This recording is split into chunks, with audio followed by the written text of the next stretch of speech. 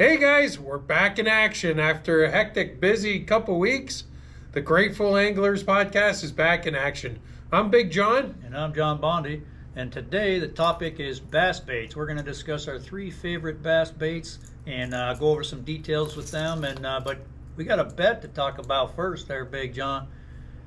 Oh yeah, I think somebody wasn't wrong. I'm not even going to say nothing. Big John talked about guys being back out on their boats, and that's the case on Western St. Clair. They're out there trolling for walleye. A little bit on Erie, I heard too. Water's super clear though, so be prepared to run into that. Guys are getting their limits though. It's crazy. I think the latest in the year I ever been out was like the 20th of December, and then wrapped it up. Big John, what do you think about fishing this early?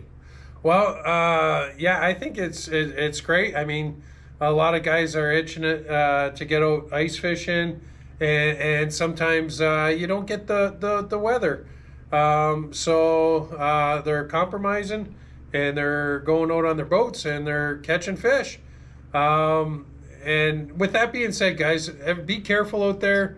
The water's cold this time of year. Also, take a look at your insurance, guys. A lot of these insurance companies have what they call a layup season, where you're actually boat is not allowed to be in navigable waters during. Yeah. I believe it's December 2nd and April 1st, something like that. But check it up. There's a clause in there.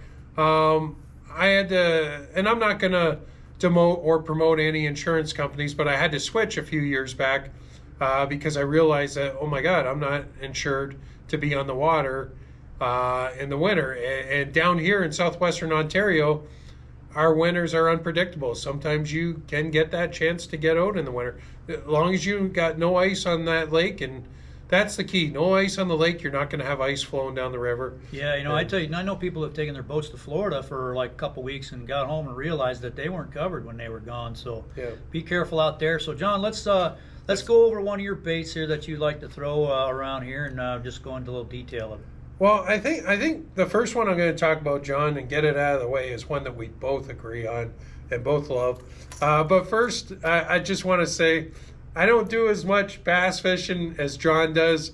There used to be a time I used to do tournaments, used to fish against John in tournaments. I don't think I've ever beat him in a tournament. But anyways, that's water under the bridge. I forgot the breaking news. What's that?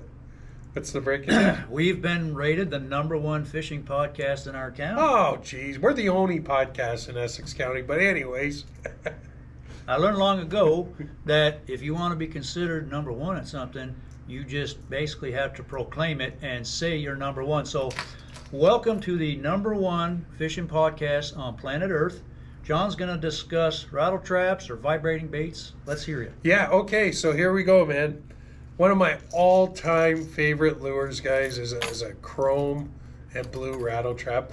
Now, back to what I was saying, my bass season consists of 1 week, maybe 2 weeks. I always get out opening week and the second week, and that's pretty much it for me. So you're going to get a more educated talk to by John and what he likes to use, but I'm going to go over some of my all-time favorites. And mine was a chrome and blue rattle trap. A lot of times I'm fishing under 7 feet of water, anywhere from 3 to 7 feet of water, opening week of bass, and this bait just it's loud, makes a lot of noise, and just it's just a cast and retrieve bait. Nothing crazy about it, but it works.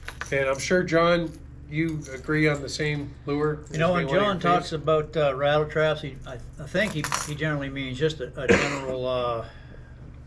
general type of bait, which is vibrating lipless crankbaits. I got half a dozen kinds here, and my favorite is the Yo-Zuri Rattle and Vibe.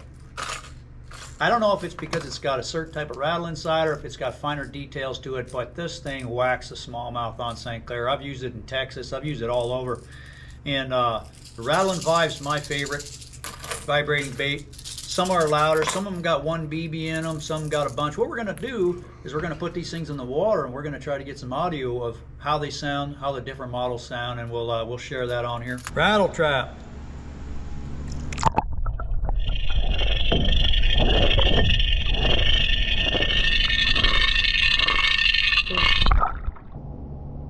Cordell Spot.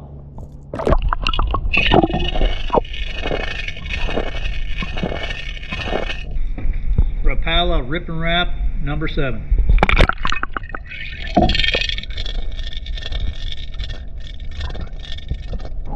Storm Rocket Shad.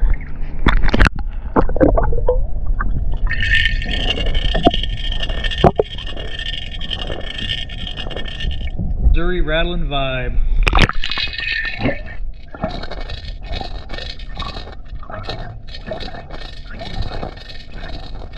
Yozuri Hardcore Drum.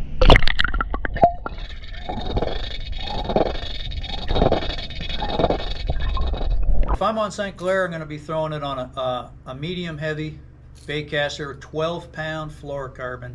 I don't like to use braid. A lot of times that braid will slip in your split rings and you'll lose the bait. And oftentimes you'll rip the hooks out of the fish's mouth. So fluorocarbon gives a little more stretch than the braid. It's not as stretchy as mono, but 12-pound clear fluorocarbon, 7.5 foot medium to medium heavy baitcaster. I also oftentimes will exchange the hooks and put triple grip hooks on there as long as they don't tangle on one another. But that's my go-to shallow water St. Clair bait right there, Yozuri Rattling Vibe. And being a guide, John, pull that back up for a sec. Being a guide, I know it would be easier just to have snap clips, but do you always prefer to tie direct? I tie direct all the time. I want the thing as looking as natural as possible. Oftentimes I'll take the split ring right off a crankbait and I'll tie a loop knot like a king sling or something like that.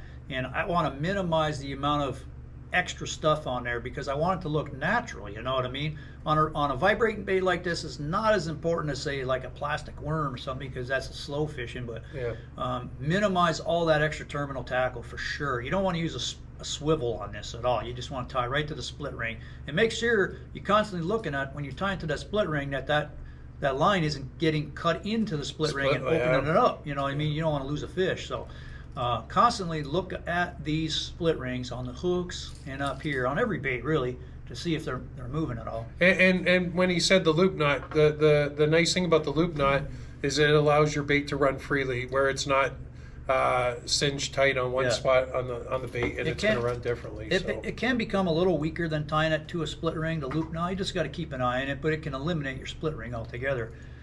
So go ahead and give another bait a shot out here. Oh, you want me to? Okay. Yeah. Okay, here we go. We're going to do it then. So next, one of my all-time favorite baits is a spinnerbait, guys. And a spinnerbait works in a lot of areas that the rattle trap does, but as the season progresses, the weeds come up. Sometimes you can't get a trap through it without getting weeds on it, floating weeds, etc. And a spinnerbait just always seems to do the trick in weeds. And the spinnerbait is just a steady retrieve bait as well. And you could get it with all sorts of different blades on it. It's a bigger profile. So there's going to be times when you're getting pike and the odd muskie on a spinnerbait too, but the bass seem to like it, and it's a nice easy bait. It's something that you could bring anybody on the boat. They could cast and reel and not really have to do anything crazy. And when they're least expecting it, they're going to catch a big bass off it. You know what? If you're just an average fisherman who doesn't get a lot, a standard spinnerbait is going to be fine. But if you really want to get into it, you want to pay attention to your components. You want to have ball bearing swivels and real good blades and things like that on there. But you know, you're going to be up in price when you start getting into higher quality stuff. But playing with your blades and you know, a few strands of the skirt change to something else, you know, it really pays off. A lot of fishing is paying attention to the details like that. You can go from hardly catching hardly anything to whacking them if you know, sometimes just put a couple of strands of chartreuse in there, and next thing you know, you're catching 4-pounders instead of 2-pounders. So attention to detail is everything. I actually, you know what, Johnny, before we move on here, I actually used to put like a tail on these, like a twister tail. Yep.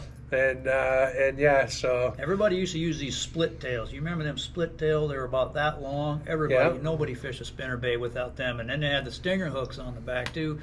That was the rage for a while. But you know, if you can get dialed in to the right color and blade combo, you don't need that stinger hook on there. They'll hit it good. Yeah, oh yeah, I remember. Yeah, the stinger.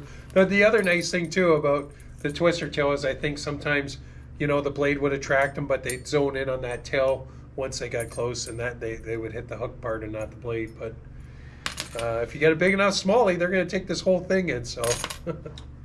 Well, now we're going to another bait of mine, and I got onto these years ago for smallmouth, but man, do they catch them. Square bill crankbaits. They have the wildest action. And basically they're called square bills because the bill is square. Yeah, that's cool. And what it does is it has a very unique, just crazy action when you retrieve them. And on St. Clair and places like New York, I've had fish come from 20 feet upwards to grab one of these things. They don't dive very deep, wow. a few feet. And same thing, I'm rigging it on 12-pound fluorocarbons, possibly 10, but usually 12. If you go up to like 15, you're going to be probably a foot less in depth. But again, triple grip hooks on most of the baits, and square bills. Give them a try. They're easy to use. You can throw them for largemouth. If you're fishing canals and things like that, they don't get deep. They have a crazy wild action to them. How deep do they run? I think the deepest one that I've seen is maybe like 4 feet, maybe. Wow. I've got some real big ones. I've got some little small ones, but that size there, there's a bunch of companies that make them. Excalibur makes them. Lucky Strike makes them. They're just a fantastic bass catcher. You can catch smallmouth, largemouth, everything on them, but it's the crazy action, real fast. They almost all have real loud rattles in them. The same thing, medium heavy 7-foot bait cast, 12-pound fluoro is probably the #1 thing I use on a bait caster. But give a square bill crankbait a try this year in the shallows. You know what? I'm gonna. And the good thing about that, I know a guy that sells them now. Yeah, we sell a lot of square bills. I'm gonna come in our I'm gonna shop. try these. We're at Bondi's Fishing Shop today, and we got a full selection of stuff like that. You come down, we're 37. Nice. Yeah, 3796 County Road 7 Windsor, and that's probably the #1 selling color we got. This chartreuse blue back Lucky Strike. And John, why don't you give another bait a try? That's awesome. I never used a square bill. I've run crankbaits over the years. I used to run Tennessee Killers, all kinds of different stuff. But Yep. the square bills, I'm definitely going to come buy a few off you, John. If you like a spinnerbait, bait. if you like a spinnerbait and a rattle trap, square bill is right down. Yeah, I can work those in the same water. It's Same like way. 4 or 6 feet of water. And the fish haven't seen them as much as a rattle trap. Okay, so I'm going to give her a roll. Let me hear about this other bait. Okay, guys. So last and not least for me was a tube. I can't go wrong with a tube. In my tournament days, there was always, especially when we were fishing the lakes, somebody always had a tube on. I know things have changed over the years, and a lot of guys use Ned rigs now, and they use drop shot. I haven't even tried those ways of fishing yet, but I'm looking into it, and I think John's going to talk about a few of those ways here in a minute. But yeah, guys, I've always liked using tubes, and a lot of times I found if one guy's running a crankbait at the front of the boat, that guy with the tube flips his tube there when he gets his bait, and a lot of times bass will be following those crankbaits in, but they don't want it. It's more of a track that you flip your other guy flips his tube there, and he's gonna catch that fish sometimes. I tell you what, the gobies have really made the tube a popular bait. I mean, they worked before the gobies come in. But they hit their peak right when the gobies really got thick. And one thing that we like to do is when it gets glass, calm, and sunny, and everything is just settled down and nothing's chasing, is to put that tube on some braided line, say 10-pound braid, chuck it out there, let it hit the bottom, maybe a ½ ounce head in there, a little bit more weight than normal, and give it a snap, real hard snap off the bottom. And there'd be fish sitting there, and they'll react when that thing snaps, because what a goby does when it's threatened, it has no swim bladder. So what it does is it leaps. That's its only defensive mechanism, is to leap off the bottom, and then it settles back down. Well, them smallmouth, they've gotten in tune to that. Yeah. So snapping that tube, even if it's not calm, just snap that tube a lot, keep that thing moving, and by the time you tighten up after snapping it, you got one on there. I've had times where I've snagged the bottom on a tube and got right over it and freed it up, and when it popped out, fish hit it. So they're watching for that thing to leap. So keep that in mind. Crayfish and everything play a part, but that goby is really what that thing's mimicking. So I would often stick with a real natural browns, grays, blacks, whatever color goby are in that area for the day. But tubes definitely. Man, see, back in the day when we used to run tubes, me and Dom, we used to, in the tournaments, a lot of times we'd run to Lake Erie. And nowadays, to me, it seems like St. Clair has taken over. And back in those days, tournament fishing, like 18 pounds, you were in the money. Now you got to be like 25 pounds. And we are very fortunate for the fishery we have around here. But I really think that St. Clair is just really taken over when it comes to bass. Hey? You know, what do you think about this, Big John? I think the gobies, just in general, have leveled off a bit. I remember back in the 90s when they seemed to be at their peak. I remember days going out there and we would just drag these things with my customers, and you'd come in and all the legs, you'd be feeling a little tap, tap, tap, tap. All the legs would be missing. Yeah. The gobies would eat them all. And you'd catch them. You knew they were gobies, not perch, because you'd catch them. You'd every once in a while hook one. But you don't seem to get that as much anymore. It seems like the numbers have leveled off on them gobies. Not even getting as many zebra mussels as they used to, but they're there. You know, the zebra mussel, a lot of people don't know this, has been displaced on the large part by the quagga mussel. Oh, okay. Which comes from the same area. It looks very similar. One of them's concave on the bottom, and one's round. That's the only difference. But the quagga mussel, I think, is like 80% of what's out there. Now, it does the same thing, but yeah, the zebra mussels seem to have leveled. It seems to me, anyways. I mean, and the gobies seem to have leveled off. So nature, runs its course sometimes. We don't have to panic about stuff like that. But I've had walleye, muskie, everything spit them gobies up. Oh yeah.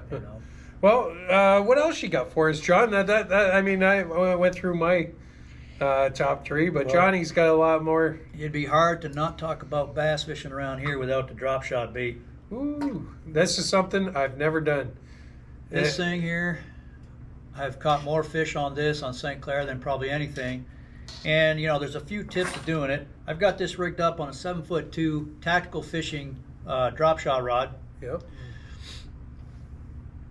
I got 10-pound braid on the main line for sensitivity and for casting distance. And then I've spliced it onto about an 8-pound, you can use 8 to 10-pound piece of fluorocarbon.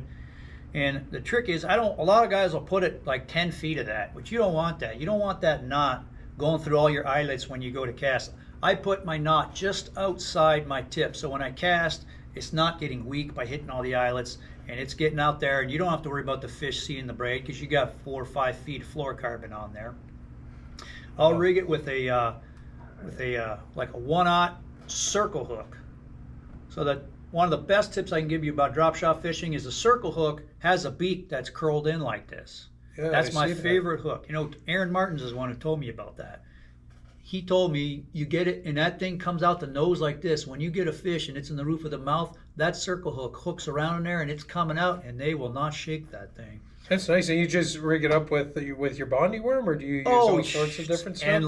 Endless amounts. If I'm fishing in a situation where it's mostly shad, say up off the bottom, I'm going to be using a thinner, more shad type profile bait. If I got bass that are spitting up crayfish into the well, I'm going to go to a shorter leader, and I'm going to go for a more bulkier, maybe some appendages hanging off of it. So the times I use a short leader to your sinker versus a long, if it's sunny, the fish are often chasing bait up near the surface, so I'm going to use a longer leader. If they're hitting shad, I'm going to use a longer leader. If they're hitting crayfish or it's cloudy, I'm going to go to a short leader, even as short as 3-4 inches, because everything is, when it's cloudy, then bass like to be right on the bottom. Or if you're hitting crayfish, it's on the bottom. Well, that's a nice looking weight, John, but I don't think that's going to work for hand lining. That is not. That's a good one. Yeah. Ultralight hand lining. So what you got here is you got a typical drop shot weight. You don't actually tie it to there. It's just got the top of the drop shot weight looks like this, and you tie a knot on your line, put it up in there, and you just cinch it up in that V there. So it just pops out. So, oh, wow.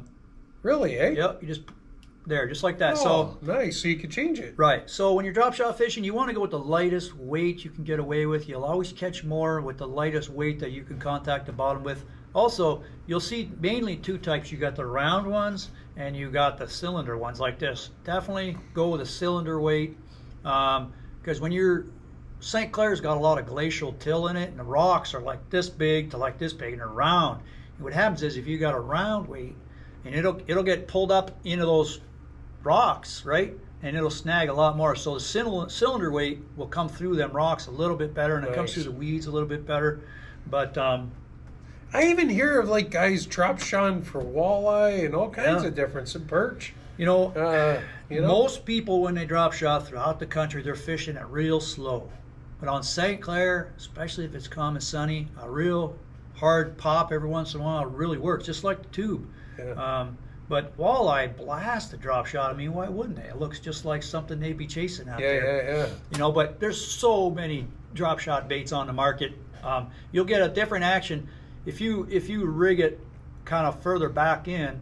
You'll have a totally different action than if you rig it just on the very tip of the bait. But generally, most guys will fish it like that. One really good way of fishing a drop shot bait is to get like a Senko type bait and rig it wacky style. Yeah. Right in the middle. Right in the middle. If you don't know what wacky style is, it's just you're just right in the center of the bait, so it hangs like that. Yep. That fish can't resist something like that. But what's different for me and most people is I'm using that circle hook, and I'm using a little bit bigger hook than most people use. And the best thing to do when you're talking about leader lengths is to have multiple rods on the boat, so you don't have to keep switching out. Just have 3 or 4 rods if you're going to commit to drop shot for the day. 3 or 4 rods with different leader lengths. And like I say, the lightest weight is definitely the key to go, the way to go on St. Clair. So give drop shot fishing a try. I've used it from 2 feet for largemouth up to 60 feet in the cell. And that's great, man. It really works, man. Drop shot fishing. What would be the biggest weight you've ever used drop shotting? Probably on Lake Erie, Buffalo, real rough water, like 3/4 ounce, just trying to maintain contact with the bottom in big waves, but you want to go as light as possible, especially if you're fishing for largemouth or something in a canal or something. You want to go as light as possible. Yeah. So that's great, man. When John and I discussed this, we're also going to have some honorable mentions on our favorite bait. Give me one honorable mention of your favorite bass baits. Like, what do you mean? It's okay, I can cut that out. So, like, what do you mean? Like a bait that didn't make the cut. Oh, okay. So when Big John and I just go. So when Big John and I were talking about our 3 favorite baits, and it was hard to pin down 3, so we thought maybe we'd throw in an extra one each as an honorable mention. John, what bait would you throw in there as almost made the top 3? Well, I'm going to throw it in here. I don't have one to show you, but you guys, anybody from the 90s will remember the flying lure. That was one of my all-time favorite bass lures. I remember watching this infomercial on TV. It was almost on like every day. It was unbelievable how much they marketed the flying. Anyways, I watched this video every day, and every single way that they showed on their video that bait would work, it worked. I remember first I remember begging my dad for like a month for this lure. Finally he ordered it, and back then shipping wasn't so quick. I think it took like 30 days for it to come in the mail, but when it did, I hopped on my bike, went down to LaSalle, and I caught fish on it right from the get-go. I knew how to run the lure already because I watched this video so many times, and it was just an amazing bait. It worked in structure. It worked under. My dad used to have a cottage, or he still has a cottage over in the States there on a small inland lake. I used to flip that flying lure under pontoon boats, and it would just keep going. And when you pull back, you feel weight. That was a fish. You set that hook, and that fish was there. That thing did work as advertised. I had a guy use it in a tournament one time. When I was in a tournament, he was using it on the front of the boat, and I'd never seen one in person. But the action of the thing was amazing. I almost wish that maybe you can still buy them. I'm going to look into this because I wouldn't mind throwing a flying lure again. Like I said, I used it in open water structure all over the place, and it was just a great bait. They did rip a little bit here and there, but other than that, When's your birthday? June 13th. Maybe people can send in their old boxes full of flying lures and make Johnny's day here. Yeah. No, it's all good. I would say an honorable mention is kind of an odd one for me, but I've used it everywhere, including Essex County, for largemouth. Is a 10-inch Berkeley power worm. Now you think that this thing, a 10-inch worm is nothing for a 2-pound bass to eat all day. I love the 10-inch Berkeley power worm on the lightest bullet weight you can get away with, and peg the bullet weight, and just fish the canals and the bays, anywhere there's largemouth fishing. They haven't seen 10-inch worm around here, so just slowly inching a 10-inch worm through the weeds, man. I love fishing that. And just flipping it? Oh yeah, just every kind of method. Lightweight, dunking it through the thick stuff. 10-inch Berkeley power worm, man, it's solid. I just love that thing. Nice. All right, guys. Well, thanks for joining us on this week's podcast. We're looking for topics, though. Send us a message or leave a comment in the comment section. Big John and I really want to get this rolling. Please tell your friends to subscribe here, and we're excited. Are you excited there, Big John? Yeah, I'm really excited, and we got some great people coming on the show. We got some bait builders. We got some rod builders. We got all kinds of cool stuff coming. Lots of great people, lots of interesting people. And yeah, it's just a lot of fun, guys. This is something me and Johnny decided to come up and start doing, and just having fun with it. And that's what we're doing. We're just rolling with it. There's no set schedule. There's no set time. But yeah, we'll get a video to you whenever we can. You know what I like to talk about someday is our early fishing influences. I'm not talking about family members. I'm talking about in-fishermen and Bob Azumi, and oh yeah, I mean, you can make a whole show on just formative experiences in your mind and TV shows that you saw where you went out and it worked. That's what I want to do one day. Remember Saturday morning? Oh, Bob Azumi, Channel 9. Yeah. Bob Azumi, Yep. Channel 9. I'd get that VHS tape in there and get that thing recorded and watch that about 20 times. Yeah, he was one of my faves, and definitely one of my faves was Tallow and Henry. Would you believe that I actually fished with Bob Azumi one time, and I'm going to tell that story one time too. Wow. Yeah, and yeah, Tallow and Henry, I actually met them I remember back, I want to say late 80s, at the Fogelar in Windsor. They were down here and they were doing a seminar, and it was like the biggest thing in the world to meet those guys. And I met Bob Azumi too, great guy. And I met him, he was at doing a seminar in Windsor, and yeah, just great guys. And yeah, but I liked some of the American boys too. What was it, Hank Parker? Hank Parker. And, what about Babe Winkleman? Babe Winkleman, The yeah. Babe. What about, I always liked Daryl Cronzy in Canada because he always ate his fish. Yeah. Like, he was like realistic. I always thought, hey, this guy actually Fish eats on. his fish. Yeah. Yeah. I mean, it's endless, the amount of stuff that you could think about when you're a kid that got you to where you're at. So we want to talk about that one day. Cheers, guys. Love yous all. Be positive. And the grateful anglers are out. Subscribe. Guys, our subscribers are going through the roof. We're loving it. And yeah, I guess we're in it to win it. Nothing to win, but we're having fun at any rate.